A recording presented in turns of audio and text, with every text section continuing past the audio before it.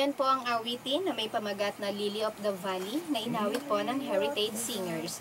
Ang oras, ganap na pong alas 10:37 ng umaga at kayo'y patuloy na nakikinig sa programang Gospel, The World Terminator na inyo pong napapakinggan tuwing linggo sa ganap na alas 10 hanggang alas 11 ng umaga dito po lamang sa himpilan ng DWBL 1242 kHz sa AM band.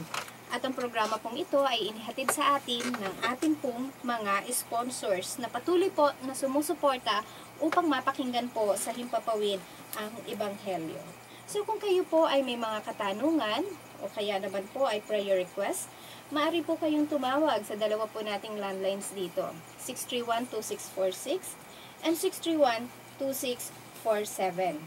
O kaya naman po, maaari po ninyo itong i-text sa mga cellphone numbers 0923-605-6253, 0910-307-3477, 0922-814-7025, 0927-411-7461, and Brother Rocky, please. 0935-191-8242. Yan. Maaari rin po ninyong ipadalangin yung mga questions o kaya naman po ay mga prayer request sa amin pong email address na gospeltheworldterminator@gmail.com. So, gospeltheworldterminator@gmail.com. Ang Gospel the World Terminator po ay all small letters, dire-diretso po lamang. So, kung hindi po kayo makapakinig sa amin sa pamagitan po ng mga radio, o kaya naman po ay wala po kayo dito sa Philippines, pero palagi po kayo nag-i-internet, maaari rin po ninyong mapakinggan ang programang ito through online streaming. I-type lamang po ang www.dwbl-am1242.blogspot.com at makatitiyak po kayo na kahit nasang panig kayo ng mundo, basta po may internet connection at tuwing oras po ng ating program dito sa Philippines, siguradong mapapakinggan po ninyo ang programang ito. So tayo po ay nagbabalik sa ating pong pagtatalakayan at kasama pa rin po natin ang ating pong mga resource persons na sina Brother Romulo Jimeno, Pastor Dick Sarco, Brother Rocky Santos, at ganyan po si Brother Joe Tablada. Nais kong i-welcome sa ating pong programa na yung matagal natin hindi nakasama. Welcome, Brother June Lucino. Yan, good morning sa iyo. At ganyan din, yan, meron pong bagong nagbi-video sa atin, si Brother Jason Yu. So, sila po ay ating makakasama. Okay?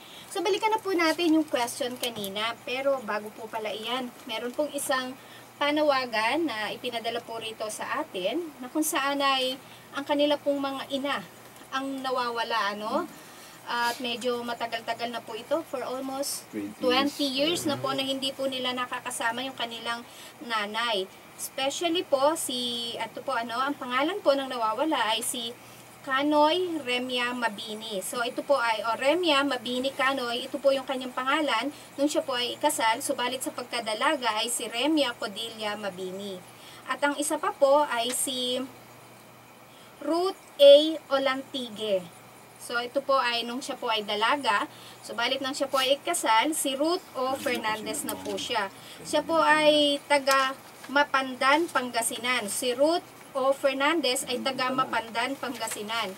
Subalit si Kanoy, si Remya Mabini Kanoy ay taga number 3, Sterling, Pamplona, LPC. Las Piñas. Oo, Las Piñas City. So, dati po siyang taga roon, pero ngayon ay nasa Batasan Hills na po ang kanyang mga anak na naghahanap po sa kanya. Okay, so kayo sa Batasan, nanay na tayo eh. Okay, so kung kayo po ay may mga information hinggil po sa mga taong ito, ay itawag lamang po sa mga telepono na aking pong binanggit sa oras po ng ating pong program, o kaya po ay i-text sa amin, dun po sa mga cellphone numbers na yon, upang sa ganon ay makapag-ugnayan po sila dito po sa mga taong naghahanap po sa kanila. Okay, so tayo po ay nagbabalik sa ating pong program. At kagaya nga po ng naiwan natin ang question kanina, marami pong tao na dahil nga daw po gustong tugunan ang lahat ng kanilang mga pangangailangan, gayon na rin po yung mga luho or kanilang mga kagustuhan, ay hindi lamang daw po sila nagtatrabaho sa araw. Pati po ang gabi ay kanila na rin pong ginagawang araw kung magkaminsan. May sinasabi ba ang Panginoon tungkol sa kung ilang araw tayo dapat magtrabaho sa loob ng isang linggo? At kapag ka-araw naman po ang pinag-uusapan, okay lang ba? Nagawin mo ng araw, pati yung gabi, magtrabaho ka 24 hours a day para matugunan ang lahat ng iyong pangangailangan? Or meron lamang ilang oras na dapat tayo ay magtrabaho? Okay, Sister Rose, itong Exodus 28 up to 12, ito yung pang-apat na utos. Pero sa pang-siyam na talata, ay maliwanag, binanggit ng Panginoon dito, 6 na araw kang gagawa at iyong gagawin ang lahat ng iyong gawain. So, 6 na araw. Dapat talaga mayroon tayong ginagawa, mayroon tayong na-accomplish. 144 hours. Oo, kasi hindi yung ang pang-apat na utos kasi hindi lang isa sa isang linggo yan eh. Pang-7. Yan ay buong araw ang pang-apat na utos. Ano pa? Bagamat ating umpisahan sa talatang 8, alalahanin mong araw ng Sabat upang ingatan itong banal, mayroon pa palang kasunod yan 6 na araw. So, 6 na araw. At kung ating titingnan ng Panginoon, kasi napansin ko, ang Panginoon, pag mag-utos, siyang unang nagbigay ng halimbawa. O dito, Genesis 2, 1 at 2. Nayari ang langit at ang lupa at ang lahat ng mga bagay sa mga yun. Nang ikapitong araw ay natapos ng Diyos ang gawain na kanyang ginawa at nagpahinga siya ng ikapitong araw mula sa lahat ng kanyang gawin. 6 na araw. Nilalang niya ang mundo, ginawa niya ang mundo. So, yan malaking halimbawa yan sa atin. Na dapat talaga hindi tayo magpatumpik-tumpik sa maghapon. Kailangan talaga mayroon tayong nagawa at huwag sayangin ang oras. Napakalagaya. Kaya mga Amerikano, tama pagturing ng oras time is gold. Dito sa atin kasi, ang iniisip natin sa ginto, nasa ilalim ng lupa Okay. sa Amerika, ang ginto nila, nasa ibabaw ng lupa. Kaya hindi nila sinasayang ang oras. So pagdating po pala, sa loob ng isang linggo, tayo inuutusan or nararapat lamang na sa madaling salita na magtrabaho sa loob lamang po ng 6 na araw sa loob ng isang linggo.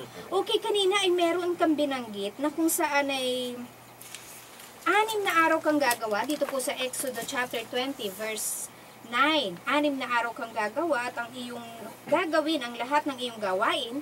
Pero do sa verse 10, ngunit ang ikapitong araw ay Sabat sa Panginoon mong Diyos. Sa araw na ito ay huwag kang gagawa ng anumang gawain, ikaw o ang iyong anak na lalaki, ang iyong anak na babae, ang iyong aliping lalaki, ang iyong aliping babae, ang iyong mga baka, ang dayuhang nasa loob ng iyong mga pintuan. Dito ay mayroong binabanggit. Sabi Brother Rocky, 6 na araw ka lamang gagawa. Pero may binabanggit dito na Sabat.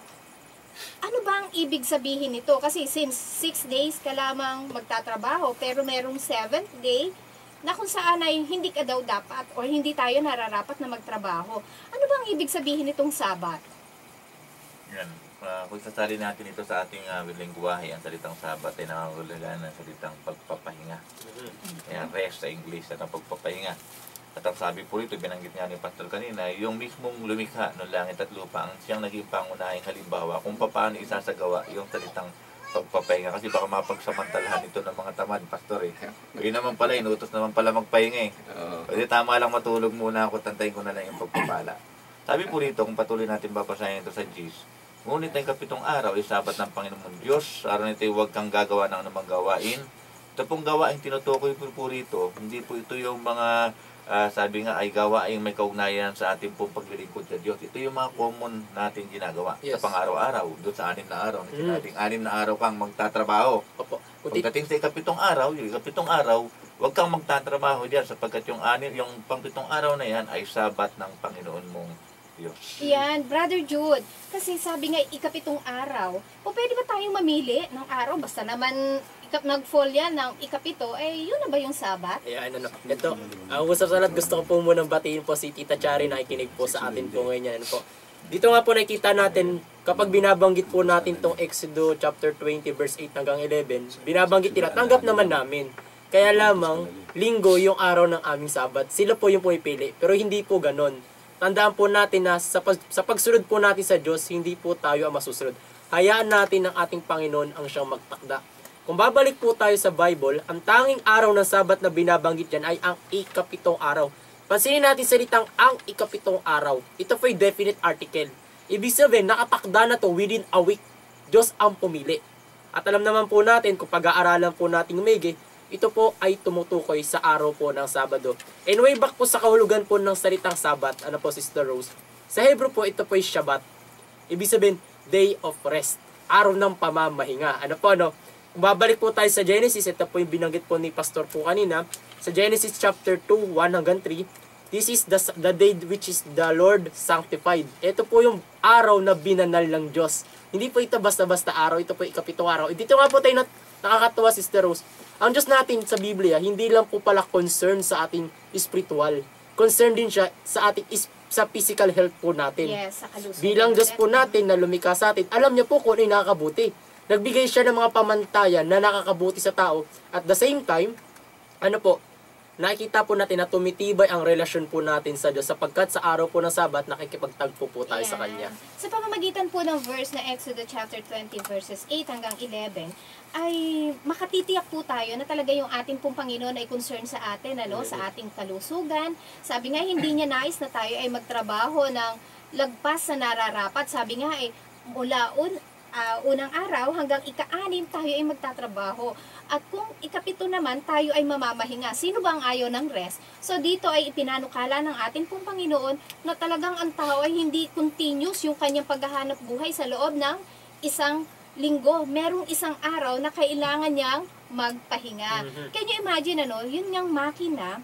Sabi nga kung ito ay patuloy, wala namang kagaya nating katawan niya na sabi nga kapag kinurot nasasaktan. Kaya yan ay ginagawa po ng mga tao na kung saan ay 24 hours na nagtatrabaho. Pero kapag patuloy ito na ganun, ano ang nangyari? Di ba bumibigay din ang makina? Okay, Brother Jimeno, meron kaya tang nais na idagdag hinggil dito sa ating pinag-uusapan tungkol sa ikapitong araw na kung saan ay dapat nagpapahinga ang mga tao. Meron po. Alam mo niyo mga kapatid, ang termino na marami dito, maging ako man ay araw ng pamamahinga. At araw ng pagsamba, sabi nila. So, ito po ay dinagdagan ko ng saganang atin. Sige po. Ang dagdag ko dito, araw ng pagre-reporting. Kaya, ang 6 na araw, magtatrabaho ka ng lahat ng trabaho mo Ibinigay ng para sa iyo.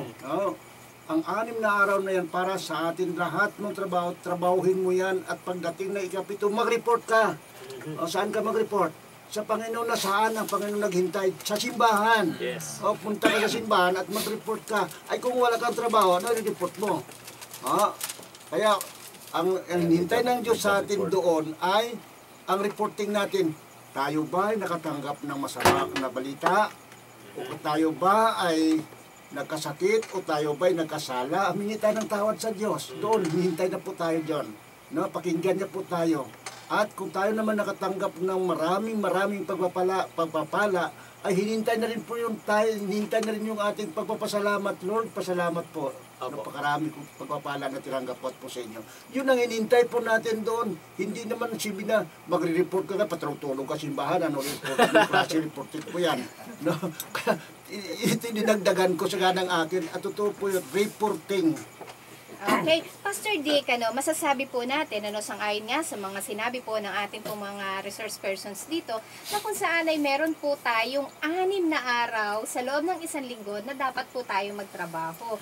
Pero sa loob po ng 6 na araw na iyon, ilang oras lamang po ba tayo nararapat na magtrabaho? Sister Rose, gusto ko lang bigyan ng linaw na pagdating po sa araw, ay huwag po nating i-rumble ito. Wala po tayong karapatan i-rumble ito. Kasi ang Panginoon ang may takda nito unang araw. Kasi noon wala pa ng mga pangalan unang araw, pangalawang araw. Ang may pangalan lang, yung pang-7, Sabat. So huwag nating i-rumble yan. Huwag tayong, walang binigay sa atin na karapatan ng Panginoon na magpili tayo. Ano bang araw ang ipahinga? Yung ikapito ang gusto ng Panginoon.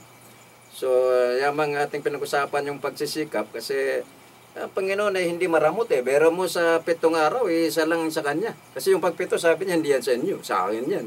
Huwag nating pakialaman yan. Huwag nating irambol nga eh.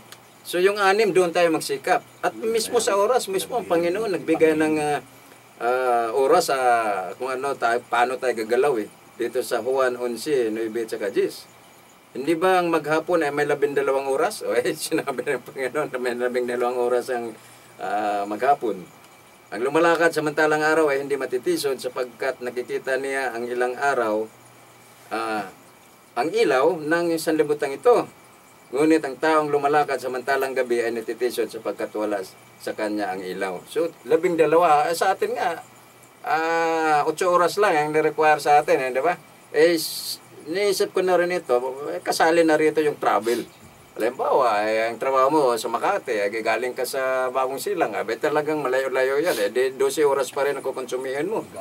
So, at least, mayroon tayo, ang Panginoon talaga, detalyado sa buhay natin kasi nagmamalasakit nga siya para sa kabubuti natin, na mayroon siyang itinakdang oras at mayroon siyang itinakdang araw na kung saan tayo gagalaw, kikilos, magsisikap para hindi tayo kakapusin. Ayan, may maganda na ibinubunga ito na kinakailangan nga sa araw tayo nagtatrabaho sapagkat sabi nga po, ang ating pong katawan ay may sariling oras, may body clock po tayo na kung saan ay sa gabi ay dapat na natutulog tayo specifically kapag ka mga 10, 11 or 12 sapagkat yung ating pong bone marrow ay yung sa mga oras na iyan ay nagpo-produce po ng dugo sa ating katawan. So kaya po napakaganda talaga na sabi nga sa araw tayo nagtatrabaho at wag po nating gawing araw ang gabi. Okay, Brother Rocky, may idaragdag ka? Ayan, siguro nakita ko lang dito yung puntos ng salitang blessing in disguise.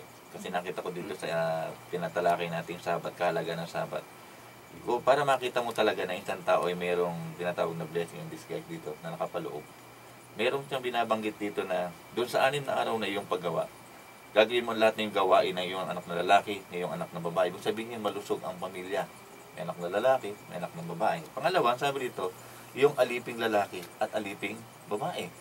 Mayroong alipin, may kakayahang magbayad ng alipin. Talagang itong mga taong susunod doon sa pamantayan ng Diyos na sinabing 6 na araw ka magtatrabaho, pagdating na ikapito ipapahinga mo, meron ng mga nakapaloob na blessing.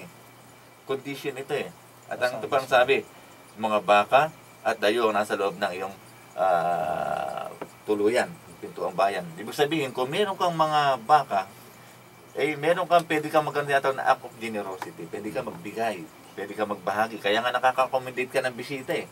Kasi ibig sabihin, pinagpapala ka, pangako ng Panginoon, yung naalala ko yung Deuteronomy 15 talatang 6. Pag ating gaganapin yung kaulooban ating Panginoon, sabi doon, lahat ng pagpapalang ito ay pagkakalog ko sa inyo sapagkat ito ay pangako ng Diyos na pagpapalain ka sa bayan na iyong pupuntahan. Ibig sabihin, kapag susundin lamang natin itong bahagi na ito na sinasabi ng Panginoon sa atin, hindi tayo sasabihin natin, kahit anong araw.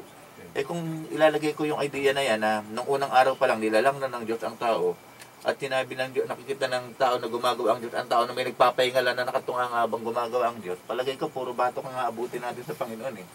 Dahil ang Panginoon, pinakita niya yung halimbawa eh. Tinapos niya yung trabaho niya na 6 na araw, pagdating na ikapito, nagpahinga. Sabi nga ni Brother Raimundo, pagdating na ikapito, reporting na tayo niya. Magre-report tayo. Paano ka magre-report kung nakanganga ka na natutulog ka lang sa loob ng simbahan? Ayan. Report mo nga kung wala kang Wala na-accomplish. Pag wala kang trabaho, wala kang report, anong kalabas-labasan mo? Ba't pupunta sa simbahan? Kapatid, totoo po yun, Okay. Yung pinausapan natin dito, yung taong tamad. Ay ano kaya yung masipag? Galit kaya ang Diyos din sa masipag?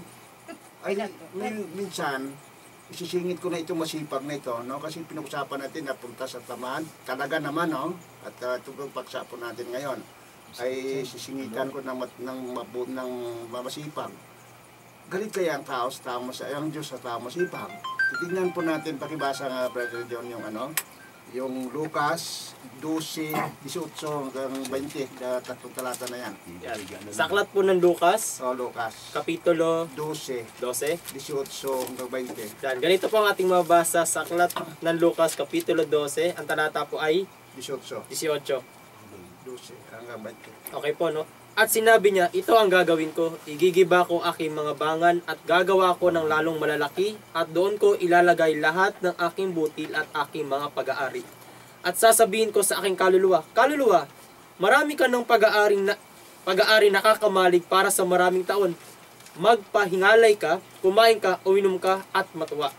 Datapwat sinabi sa kanya ng Diyos, ikaw na haling, hihingin sa iyo sa gabing ito ang iyong kaluluwa, at ang mga bagay na inihanda mo ay mapapa sa kanino kaya.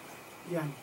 Galitin pala ang Diyos sa taong Sobra-sobrang magtrabaho. sobrang sipag, magtatama din pala, papahinga na lang. Sa gabing ito, patayin kita. Saan kaya pupunta yung sikapan mo na yan? Ano? Okay, So, wala. itong tamad pala, at saka itong sobrang Sobrang sipag, naman ay halos pareho lang Kahit pala Sabado desisyon kumakayod. dito. Desisyon na parang dito.